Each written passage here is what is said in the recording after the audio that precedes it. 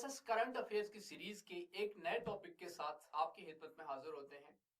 आज जो टॉपिक हम डिस्कस कर रहे हैं ये है काउंटर टेररिज्म सीरीज का पहला टॉपिक, जिसमें हम बात करेंगे पाकिस्तान की नेशनल सिक्योरिटी स्ट्रेटजी की और पाकिस्तान की नेशनल लेवल के ऊपर जो पॉलिसी का इंफ्रास्ट्रक्चर है विज़ावी काउंटर टेररिज्म, हम उसकी बात करेंगे। इसमें हम दो पॉलिसीज की बात करेंगे। पहली जो पॉलिसी थी वो पाकिस्तान मुस्लिम लीग नून की गवर्नमेंट ने एपीएस के आफ्टर मैथ में या एपीएस के साथ ही डिवाइस की, और दूसरी जो पॉलिसी थी वो पीटीआई की गवर्नमेंट ने फॉर्मुलेट की इन 2019। मैं बात कर रहा हूं नेशनल इंटरनल सिक्योरिटी पॉलिसी की। सबसे पहले हम देखते हैं कि जो नेशनल इंटरनल सिक्योरिटी पॉलिसी थी 2014 टू 18, इस पॉलिसी के मेन पोस्टुलेट्स और इस पॉलिसी के मेन एलिमेंट्स क्या थे। दिस पॉलिसी, इसकी जो मिशन स्टेटमेंट है वो बात करती है that this policy is based upon principles of mutual inclusiveness and integration of all national efforts. और ऑब्वियसली ये जो इंटीग्रेशन ऑफ नेशनल एफर्ट्स है ये एम्ड है at counter terrorism and counter insurgency. आपको इस टॉपिक को ना सिर्फ ग्लोबल वार ऑन टेरर के कॉन्टेक्स्ट में समझने की जरूरत है, रादर आपने इसको लिंक करना है अफगानिस्तान में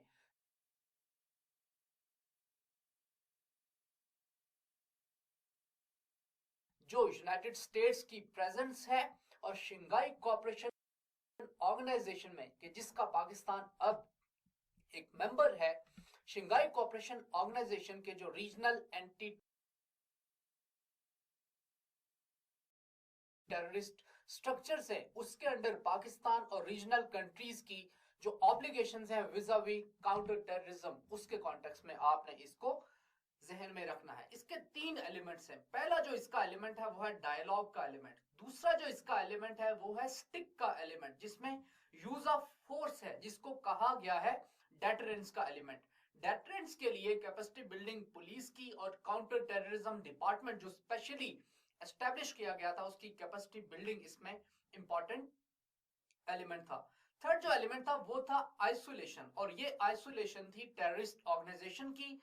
अफगान रेफ्यूजीज को इसमें डॉक्यूमेंट करना शामिल था, जो कि पाकिस्तान ने यूएन के हाई कमिश्नर फॉर रेफ्यूजीज के साथ मिलकर और अफगानिस्तान के साथ मिलकर एक ट्राइलैटरल एग्रीमेंट के थ्रू पाकिस्तान, अफगानिस्तान और यूएनएचसीआर, इन्होंने अफगान रेफ्यूजीज की पाकिस्तान में रजिस्ट्रेशन का प्रोसेस शुरू किया ताकि उनको रिपाट्रिएट किया जा सके, और इसके अंडर जो है वो नाइकॉप का प्रोसेस शुरू किया गया। और मकसद था वेस्टर्न बॉर्डर्स को फेंस करना ताकि इन्फिल्ट्रेशंस और एक्सफिल्ट्रेशंस ऑफ स्लीपर सेल्स और जो इस तरह की टेररिस्ट एंटिटीज हैं लाइक तहरीके तालिबान पाकिस्तान या तालिबान के जो एलिमेंट्स हैं या फिर मिडल ईस्ट में जो इस्लामिक स्टेट है उसके एम्पायर के क्रम्बल होने के बाद जब इस्लामिक स्टेट के बाज फाइटर्स वो अफगानिस्तान के बॉर्डर रीजन्स में और पाकिस्तान के बॉर्डर रीजन्स में आए तो उनकी मूवमेंट को कर्टेल करना इसका थर्ड एलिमेंट था। आपको नेशनल इंटरनल सिक्योरिटी पॉलिसी के दो की गोल्स थे। इसका जो पहला जो गोल था उसको सीआरपी कह सकते हैं या कॉम्प्रिहेंसिव रिस्पॉन्स प्लान। ये सॉफ्ट कंपोनेंट था, मींस इसमें यूज ऑफ फोर्स नहीं था। ये कल्चरल लेवल के ऊपर एक इंटरवेंशन थी या ये नैरेटिव के लेवल के ऊपर एक इंटरवेंशन थी। जो इसका दूसरा कंपोनेंट था that was composite deterrence plan. इसमें हार्ड कंपोनेंट था, इसमें जो है वो यूज ऑफ फोर्स का एलिमेंट था। मैं पहले बात करूंगा जो सॉफ्ट कंपोनेंट है या जो कॉम्प्रिहेंसिव रिस्पांस प्लान है, इसमें क्या था। इसमें सबसे पहले बात की गई कि जो ग्लोबल वार ऑन टेरर के कॉन्टेक्स्ट में या फिर पाकिस्तान में जो इंसर्जेंसी और टेररिज्म के इंसिडेंट्स हो रहे हैं उन इंसिडेंट्स ने स्पेशली पाकिस्तान में इंफ्रास्ट्रक्चर को और सोशो इकोनॉमिक फैब्रिक को हिट किया। इसी कॉन्टेक्स्ट में रिकंस्ट्रक्शन इसका पहला एलिमेंट था कि सोसाइटी को रिकंस्ट्रक्ट करने की कोशिश की जाएगी और लोगों को रिहेबिलिटेट करने की कोशिश की जाएगी। Second element was based on 3R strategy, जिसमें पहला एलिमेंट था रिकंसिलिएशन। रिकंसिलिएशन इस तरह के जो डिस्ग्रंटल्ड ग्रुप्स हैं या टेररिस्ट आउटफिट्स हैं। सेकंड एलिमेंट वाज फिर उन्हीं की रिहेबिलिटेशन, और थर्ड जो था वो बुनियादी तौर पे था री इंटीग्रेशन। यानी अगर आप 3R को देखें तो ये जो 3R की अडॉप्शन है ये ग्लोबल लेवल के ऊपर, मिसाल के तौर पे ये जो अडॉप्शन है वो आपको इंटरनेशनल लेवल के ऊपर मुख्तलिफ जो काउंटर टेररिज्म की स्ट्रेटेजीज हैं उनका जो सॉफ्ट एलिमेंट है उसमें ये 3R का कॉन्सेप्ट आपको नजर आता है। इसमें एक और कॉन्सेप्ट है जो है 3R DD और 3R यानी 2D और 3R का कॉन्सेप्ट है, जिसकी मैं बात करूंगा ब्रीफली। इसमें जो तीसरा एलिमेंट था वो था कि पाकिस्तान को एक नेशनल नैरेटिव क्रिएट करने की जरूरत है अगेंस्ट काउंटर टेररिज्म। इसमें आपको मुख्तलिफ हमारे उलमा की तरफ से जो एडिक्ट्स रिलीज किए गए, फतवे रिलीज किए गए, इसी सिलसिले में मिसाल के तौर पे हमारे एक फेमस अल्लामा ताहिरुल कादरी साहब ने, उन्होंने टेररिज्म के खिलाफ 400 पेजेस का एक फतवा भी लिखा। तो एम इसका ये था कि एक नेशनल नैरेटिव क्रिएट किया जाए। इसी हमने देखा कि लास्ट ईयर पाकिस्तान और अफगानिस्तान ने एक कलेक्टिव एफर्ट की कि उलमा के एक बोर्ड से एक फतवा जो है वो रिलीज करवाया जाए कि जिसमें जो है टेररिज्म और सुसाइड इंसिडेंट्स को हराम करार दिया जाए। इंटीग्रेशन ऑफ मदरसास into provincial educational system means educational system की मेन स्ट्रीमिंग, और मदरसास के जो स्टूडेंट्स हैं जो के मेन रिक्रूटमेंट के बेस्टियंस थे इस तरह की टेररिस्ट ऑर्गेनाइजेशंस के लिए, उनको मेन स्ट्रीम करना इसका नेक्स्ट इंपॉर्टेंट कंपोनेंट था। फिफ्थ इसका जो एलिमेंट था that was arms control regime. Again definitely इसमें ये एलिमेंट था कि माशरे में जिन भी लोगों के पास आर्म अनलाइसेंस्ड वेपन्स हैं, जिन भी लोगों के पास, उनको फोरफेट किया जाए। और अगेन मकसद था माशरे को डी वेपनाइज करना।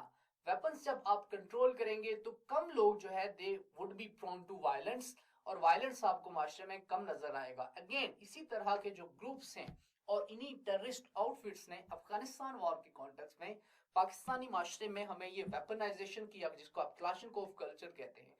तो ये बुनियादी तौर पे जो फिफ्थ एलिमेंट है ये उसके ऊपर एक हिट था। जो सिक्स्थ एलिमेंट था that was western border management system, जिसमें आपको नजर आता है कि पाकिस्तान अफगानिस्तान के अलोंग जो हमारा बॉर्डर है जिसको आप ड्यूरेंट लाइन कहते हैं उसको फेंस करने की कोशिश कर रहा है, जिसमें ऑलमोस्ट हर 2 या 3 किलोमीटर के ऊपर एक बॉर्डर आउटपोस्ट का बनाना है और एक फेंस को इरेक्ट करना है। अगेन ये एक ऐसा प्रोजेक्ट है कि जिसके ऊपर बिलियंस ऑफ रुपीस लग रहे हैं, लेकिन पाकिस्तान आर्मी इस प्रोजेक्ट को कंप्लीट करने के लिए सुबह शाम कोशां है। जो इसी का सेवेंथ एलिमेंट था वो था कि जो सिविलियन आर्म्ड फोर्सेस हैं, पुलिस है, क्रिमिनल जस्टिस सिस्टम है, उसकी कैपेसिटी बिल्डिंग की जाए।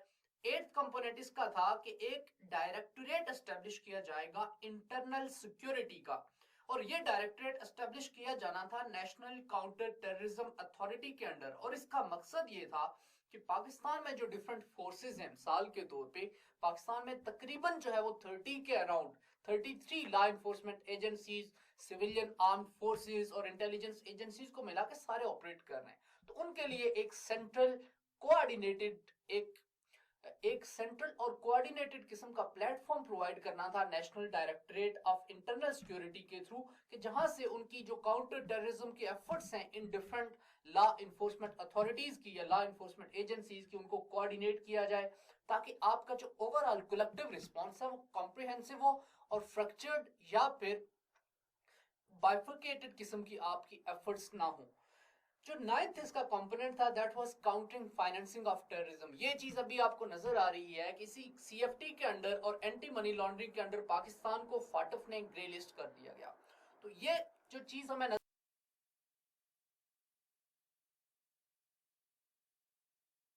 नजर आती है वो 2014 में नजर आती है। अगेन ये पॉलिसी में तो हमें चीज नजर आती है, लेकिन इसके ऊपर अमल नहीं हुआ। अगेन फाटफ में फिर पाकिस्तान को ग्रे लिस्ट कर दिया गया। But I would like to add here that FATF की जो ग्रे लिस्टिंग थी कि पाकिस्तान को साइट किया फाटफ ने कि पाकिस्तान का जो एंटी मनी लॉन्ड्रिंग और काउंटरिंग फाइनेंसिंग ऑफ टेररिज्म का जो पाकिस्तान का नेटवर्क है उसमें स्ट्रेटेजिक डेफिशिएंसीज हैं। पाकिस्तान में जो बैंकिंग के ट्रांजैक्शन के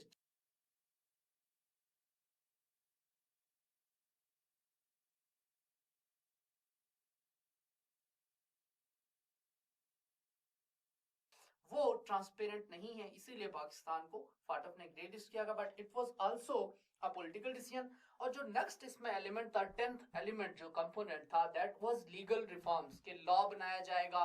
अगेन इसमें लीगल रिफॉर्म्स थी इन क्रिमिनल जस्टिस सिस्टम।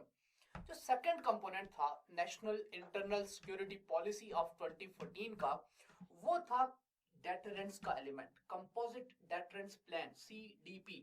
या फिर इसको हार्ड एलिमेंट कहूंगा। इसमें जो है वो क्या शामिल था, नेशनल इंटरनल सिक्योरिटी ऑपरेटर्स का कॉन्सेप्ट इसमें पहली दफा इन्विजाज किया गया, जिसमें पुलिस, सिविलियन आर्म्ड फोर्सेस और इसके अलावा जो डिफरेंट एजेंसीज थी उनको स्ट्रेंथन करना था, उनकी कैपेसिटी बिल्डिंग करनी थी, उनको इक्विप करना था, उनको टूल्स प्रोवाइड करने थे ताकि वो कोऑर्डिनेटेड अंदाज में एंटी टेररिज्म की एफर्ट्स जो हैं उनको प्ले आउट कर सकें।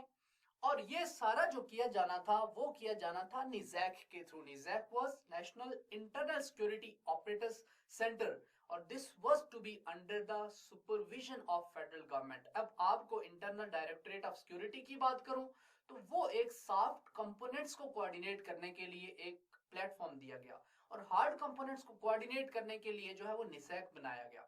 द कॉन्सेप्ट ऑफ सीडीपी जो था ये इसके अंडर कई हजार ऑपरेशंस किए गए। ये ऑपरेशंस थे इंटेलिजेंस बेस्ड ऑपरेशंस, जिनको इन 33 एजेंसीज ने कोऑर्डिनेट करके एग्जीक्यूट किया across the length and breadth of Pakistan. To be precise 7522 operation जो है वो 2018 के एंड तक पाकिस्तान में किए गए और ये सारे किए गए under the integrated security operators. ये जो नीसा बनाया गया या 2014 टू 2018 की जो पॉलिसी बनाई गई इसके अंडर ये ऑपरेशंस किए गए।